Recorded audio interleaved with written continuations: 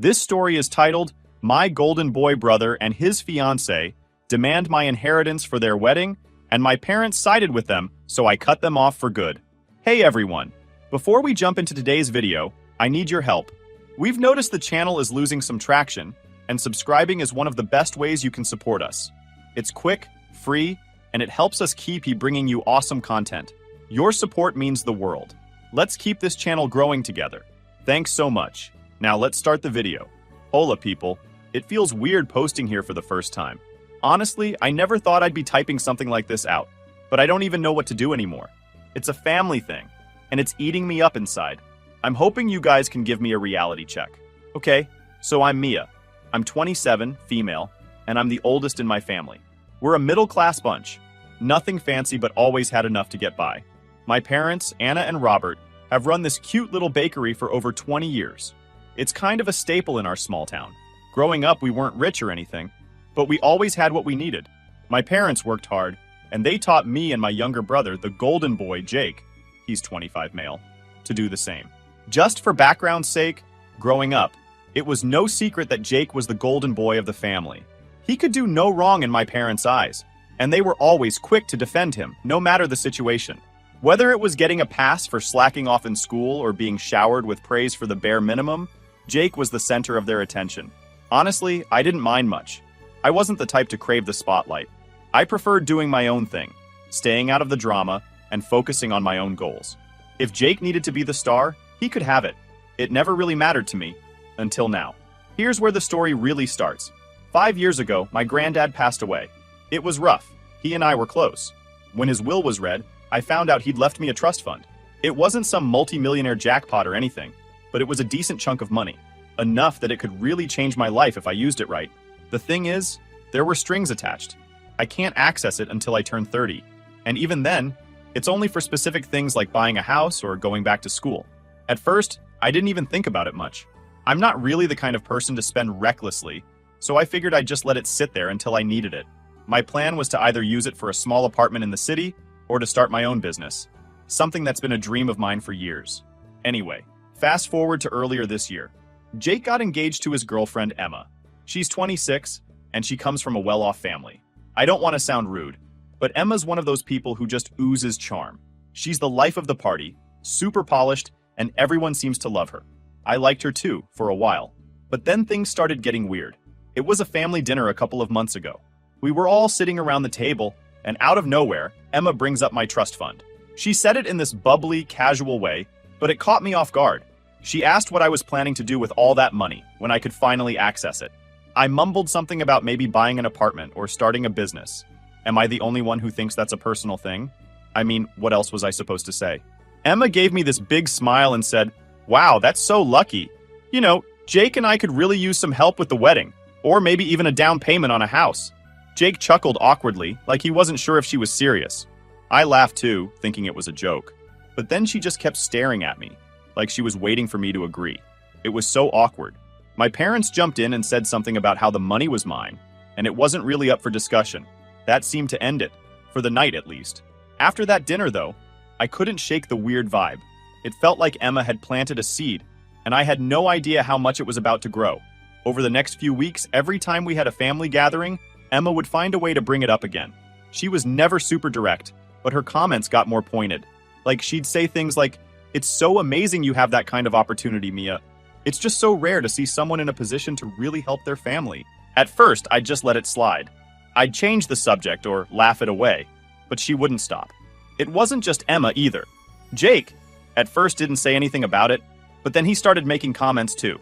They were subtle, but I could tell he was on her side. He'd say stuff like, "I mean, it's not like you're using the money right now." I get why Emma's bringing it up. I tried talking to my parents about it, hoping they'd step in and set some boundaries. But their reaction surprised me. Instead of shutting it down, my mom said something like, "You know, Emma just wants to feel like part of the family. She's not trying to be pushy." Who said she's pushy? I hadn't even used that word yet. But yeah, that's exactly what it felt like. At this point, I started feeling cornered. I didn't want to cause drama, but I also wasn't about to hand over money that wasn't even accessible yet. Plus, I had my own plans for it. Still, I figured if I stayed calm and stuck to my guns, this would blow over. Suddenly, Emma decided to bluntly tell me her thoughts. In case I didn't understand her thoughts, she pulled me aside at another family dinner. This time, she wasn't even trying to be subtle. She said, "Mia, I really think you should reconsider what you're doing with that money. Helping Jake and me would be such a meaningful way to show your support for the family. Don't you think it's kind of selfish to hold on to it when you're not even using it?" I was shocked by her boldness. I don't think anyone's ever called me selfish before, especially not to my face.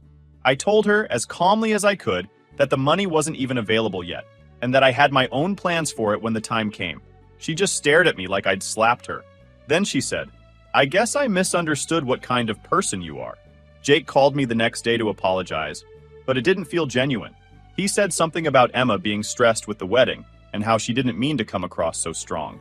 But then he added, "She's not wrong though. You are in a position to help, and it wouldn't hurt to think about it." At this point, I was starting to feel like I was the crazy one. Was I being selfish? Was I blowing this out of proportion? I decided to talk to some close friends about it, and they assured me I wasn't in the wrong. But that didn't make it any easier to deal with. This whole thing was starting to weigh on me. It wasn't just the comments or the awkward conversations. It was the feeling that my family wasn't on my side. My parents, who I'd always thought would back me no matter what, seemed more interested in keeping the peace than standing up for me. I started to realize that this wasn't going away anytime soon. Emma wasn't the kind of person to take no for an answer, and Jake was clearly on board with whatever she wanted. My parents? They were stuck in the middle, trying to smooth things over without actually addressing the problem. I actually have no idea how far this would go, but one thing was clear. I'm not backing down. Am I overreacting? Tell me what you guys think. Update 1 point. Hola, amigos. I didn't think I'd be back so soon, but things have gotten worse. Like, a lot worse. I feel like I'm stuck in this ridiculous situation with no way out. Anyway, here's what's been happening since I last posted. So, after that awkward conversation with Emma where she called me selfish, I started to notice a change in how people acted around me. It wasn't anything super obvious at first, but there was definitely a shift. At family gatherings, Emma would give me these tight little smiles, and Jake started acting distant. My parents were still trying to play peacemakers, but even they seemed off. Then Emma started getting bolder. She began this habit of cornering me at family events, always with the same topic, my trust fund. One time, she pulled me aside while everyone else was watching TV and said, "Mia, I've been thinking, what if you just gave us a portion of the trust fund as a wedding gift? It wouldn't have to be the whole thing, just enough to help us with the down payment for a house." I guess that trust fund was keeping her awake at night. I couldn't believe what I was hearing. A wedding gift? Who asks for something like that?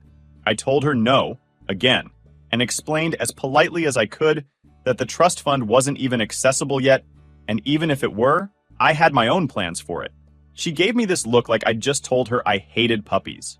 "You know," she said, "I thought you cared about your family. Jake and I are starting our life together, and this could make such a big difference for us. It's not like you need the money right now." I was floored. The entitlement was unreal. I walked away without saying anything else, but the whole interaction left me feeling so drained. But it didn't stop there. Over the next few weeks, Emma started getting more creative. She began framing the whole thing as a way to bring the family closer together. At one point, she even suggested that my giving them the money would be an investment in the family's future. I couldn't help but laugh at how ridiculous that sounded. An investment? Like I was supposed to bankroll their life and expect what, dividends? What made it worse was how Jake was slowly being pulled into her way of thinking. He wasn't outright demanding the money, not yet anyway, but he started saying stuff like, "Mia, you're in such a good position. You could really make a difference here." It felt like he was testing the waters, seeing how much he could push before I lost my shit. I tried bringing it up with my parents again, hoping they'd step in, but when I told them what Emma had been saying, their response shocked me. "Well," my mom said, "Emma just wants to feel like part of the family. And you know, Jake has always had it a little harder than you financially." I couldn't believe what I was hearing. Harder than me? We grew up in the same house, with the same parents, and went to the same schools. The only difference was that I'd worked hard to save money and plan for my future, while Jake didn't. My dad chimed in with, "I'm not saying you should do it, Mia, but maybe just think about it. Sometimes keeping the peace is more important than being right." Keeping the peace? Was that seriously their priority here? I started to realize that this wasn't just about Emma anymore. My parents were enabling her behavior, whether they realized it or not. The final blow came a few weeks later when Emma and Jake invited me out for lunch. I figured it was just a casual sibling catch-up, but as soon as I sat down, I knew I'd walked into a trap. After some small talk about their wedding plans, Emma leaned in and said, "Mia, we've been thinking. What if you gave us half of the trust fund? That way, you'd still have plenty left for your own plans, and we could start our life together without all this stress." Half. She actually said half. I told her as calmly as I could that the trust fund wasn't even mine to access yet, and that even if it were, I had no intention of giving away any of it. That's when Emma's tone shifted. She started talking about how I was hoarding money that could be used to help the whole family, and how it wasn't fair for me to keep it all to myself. Jake jumped in saying, "I see your point, Mia, but Emma's not wrong. This could really change things for us. You're in such a good position to help." It felt like they were ganging up on me, and I left the lunch feeling completely drained. A few days later, my parents called me over for what they called a family meeting. I walked in to find Jake and Emma already there, looking smug. My parents started talking about how they just wanted to resolve the tension and keep the family together. Then my dad said, "Mia, maybe it's time to consider giving them a portion of the trust. It doesn't have to be half, but something to show your support." I couldn't believe what I was hearing. My own parents were pressuring me to give up my inheritance just to keep Emma happy. I told them no, firmly this time, and walked out. Since then, things have only gotten worse. Emma's been talking to extended family, telling them her version of the story. Now I'm getting calls and texts from aunts, uncles, and even cousins I haven't spoken to in years, all telling me I'm being selfish and that I should do the right thing. I feel like I'm losing my mind here. Is this really happening? How did my entire family get sucked into this? I don't know what to do anymore. I've tried setting boundaries, but no one seems to respect them. I'm starting to think I need to take some kind of legal action, but the idea of going that far against my own family makes me feel sick. Anyway, that's where I'm at right now. I just needed to get this off my chest. Thanks for reading, and if anyone has advice, I'm all ears. Update 2: Hey Reddit, back again. I'm not sure how many updates this will take, but I'm barely holding it together. What's worse is I've realized this isn't just Emma anymore. My entire family seems to be falling apart over this trust fund drama.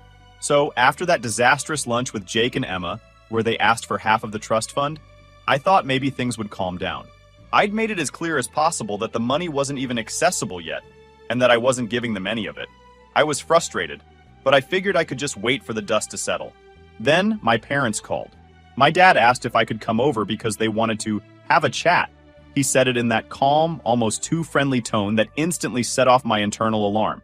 I asked if this was about Jake and Emma, and my mom said, "Not exactly, but it's important."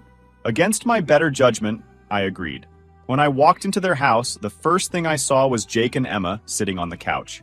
They looked like they were ready for a business meeting, both sitting up straight with fake smiles plastered on their faces. My mom gestured for me to sit, and I realized this wasn't just a casual talk. This was some sort of intervention. It started off light. My dad asked how I was doing, how work was going, all the usual small talk, but it didn't take long for the real reason I was there to come out. My mom started by saying, "Mia, we've all been feeling a lot of tension lately, and we just want to find a way to resolve it." I knew where this was going.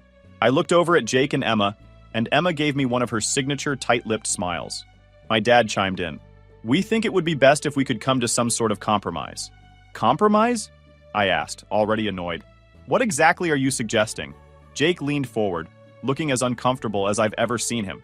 "Look, Mia, we know you've got your own plans for the trust fund, and we respect that. But Emma and I are in a really tough spot right now. We're trying to plan our wedding and figure out our future.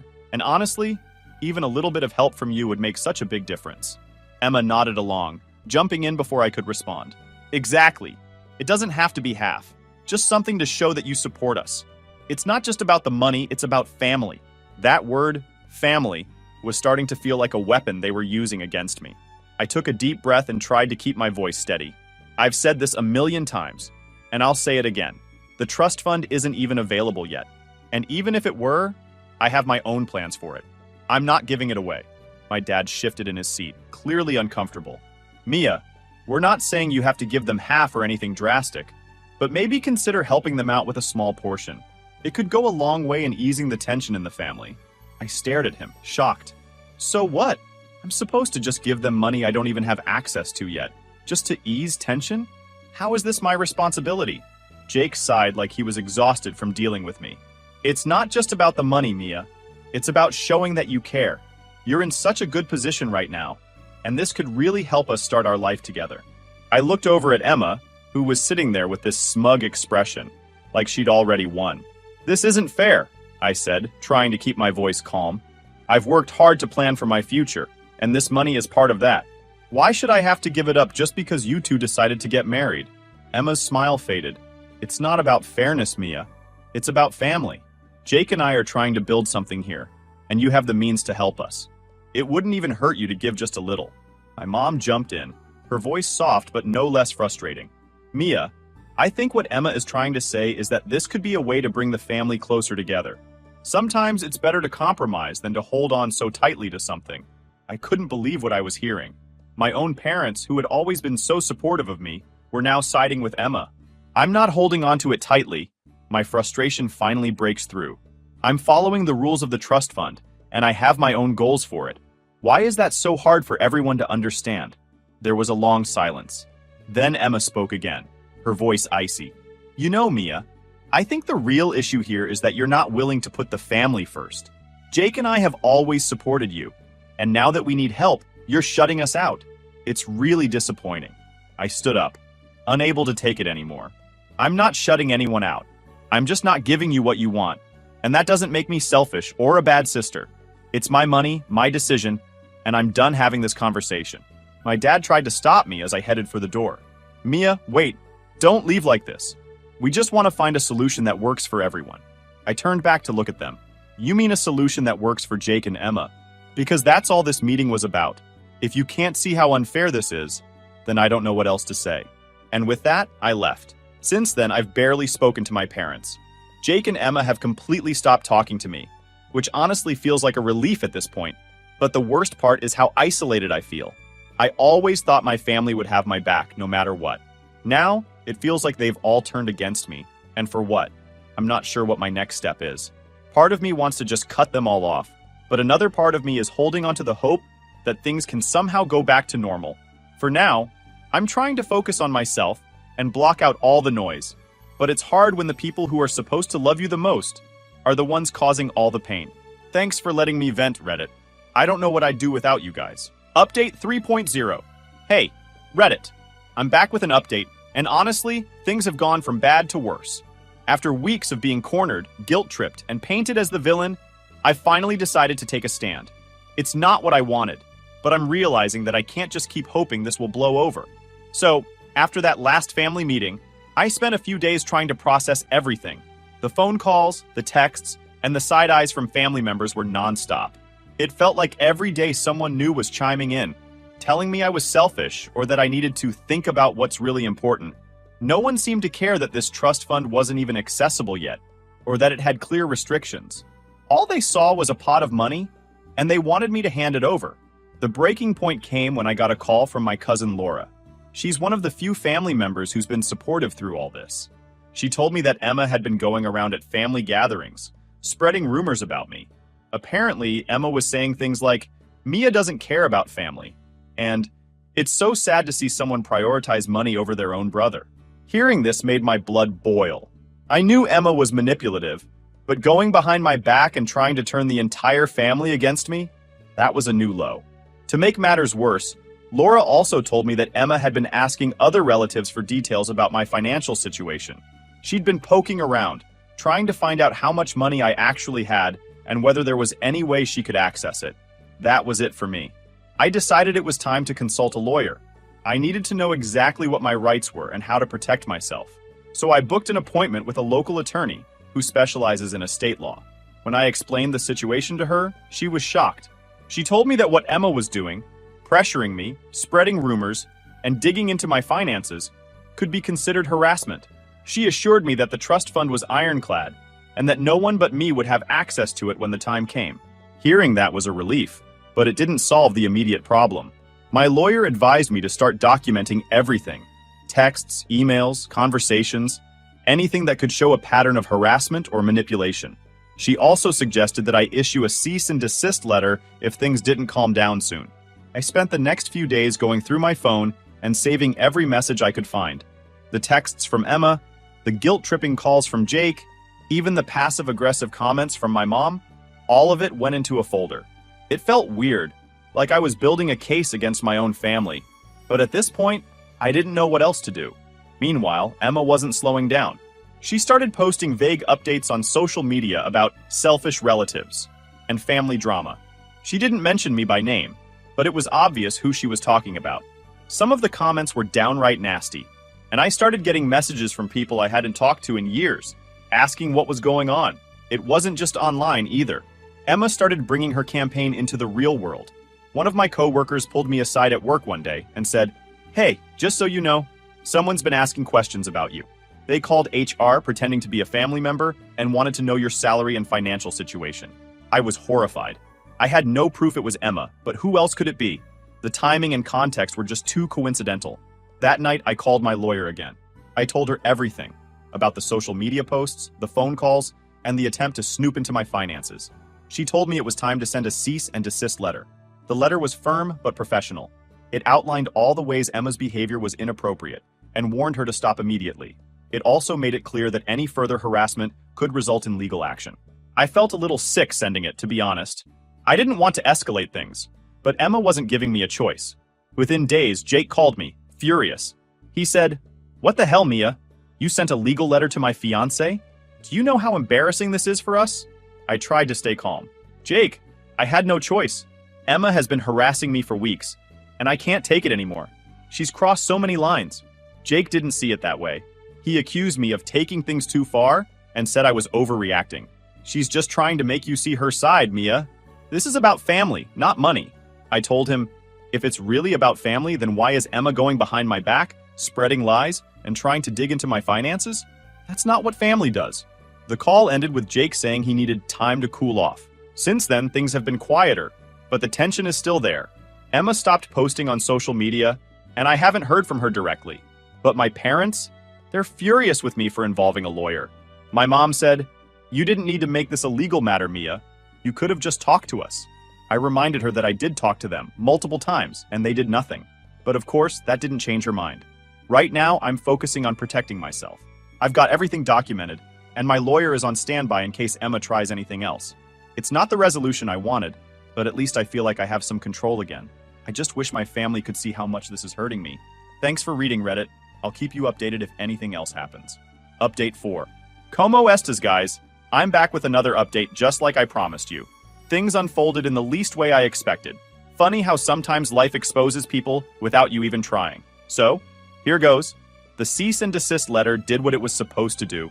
At first, Emma went quiet, and the vague, passive-aggressive posts on social media stopped. For a few days, it felt like things might actually calm down. But of course, it wasn't that simple. My parents and Jake made sure the tension didn't go away. It started with my mom calling me again, her voice sharp and exasperated. "Mia, do you have any idea how much damage that letter caused? Emma's humiliated, and now the whole family thinks we're falling apart." "Mom," I said, already exhausted, "Emma has been harassing me for weeks.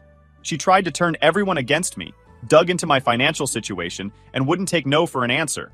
What else was I supposed to do?" Her response? "You could have handled it better. Sending legal letters to family? That's not how we solve problems." I hung up, realizing for the 100th time that my parents weren't going to see my side. No matter what Emma did, they seemed determined to blame me for escalating things. A few days later, everything blew up in a way none of us could have expected. Jake accidentally sent a group text meant only for Emma to a family chat that included me, our parents, and a couple of cousins. The messages? They exposed everything. In the first text, he wrote to Emma, "I found the messages you sent to your friends about Mia and the trust fund. Are you serious? You've been bragging about securing the bag this whole time?" Then came the screenshots he'd attached. Messages Emma had sent to someone else, gloating about how she was banking on my parents to wear me down. One of the messages read, "Don't worry. Robert and Anna will push Mia into giving me the money. She's too soft to hold out forever." Another screenshot showed Emma mocking me, saying, "Mia's so focused on her little business dreams that she doesn't even realize how selfish she's being. This money should have been split between the family from the start." Jake's follow-up text to Emma hit even harder. "I can't believe you've been manipulating everyone, including me, just to get your hands on money that isn't yours. This stops now."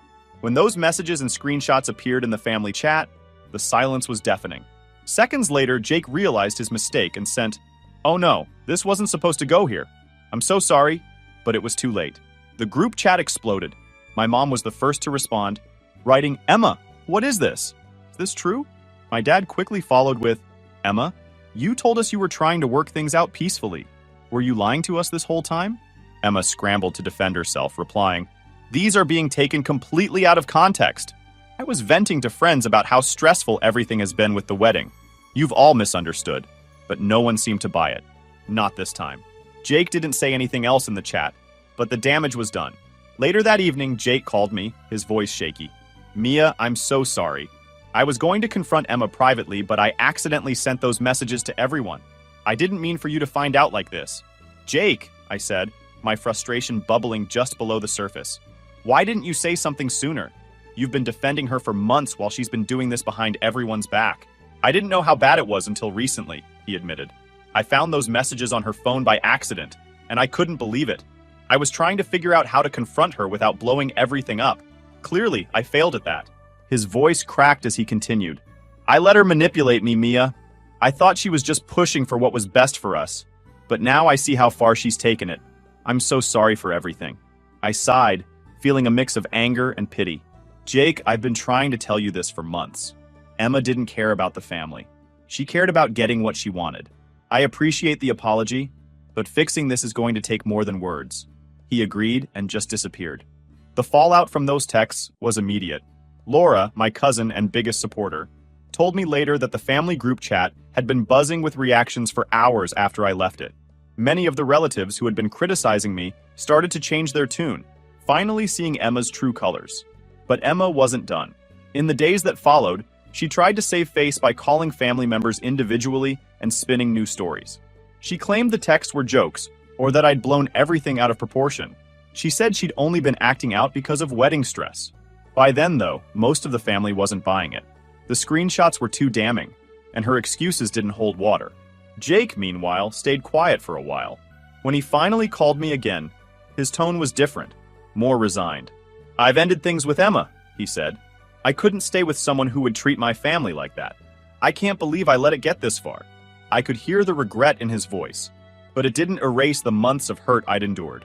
"Jake, I'm glad you're seeing things clearly now," I said. "But you need to figure out why you let her manipulate you, and why you defended her even when the signs were there. And that is it for now. Thank you guys for all your comments, I really appreciate it. I honestly don't think Jake will continue with his relationship, but I'm not sure yet. If anything pops up in my messed up life, I'll post a final update." Esnim final update. Hola amigos. Here's the final update on everything that's happened. I never thought things would go this far, but I'm finally in a place where I can put this whole mess behind me. As for Emma, she didn't go quietly. Laura told me she'd overheard Emma complaining at a previous family event, saying, "This whole thing is Mia's fault. If she'd just done the right thing, none of this would have happened." I heard through the grapevine that Emma and Jake's wedding plans were falling apart. The high-end venue she'd booked? Canceled. The dream dress? Returned. She couldn't afford any of it because she'd been counting on me to fund her vision. And now that her plan had backfired, everything was unraveling. Eventually, Emma disappeared from social media entirely. She stopped showing up at family events and went quiet.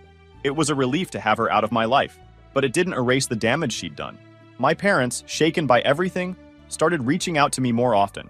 My dad admitted they'd mishandled the situation, and my mom, Emma's biggest defender through it all, finally apologized. "I'm sorry, Mia," she said. "I should have believed you sooner.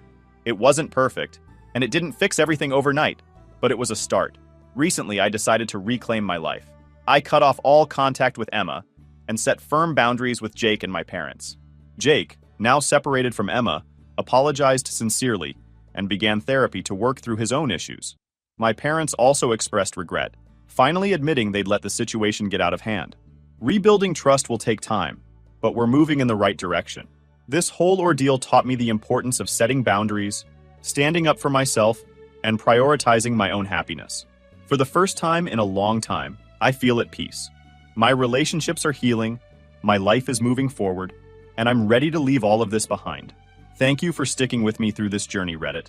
It's been a wild ride, but I'm finally free to focus on the future I've built for myself. Adios.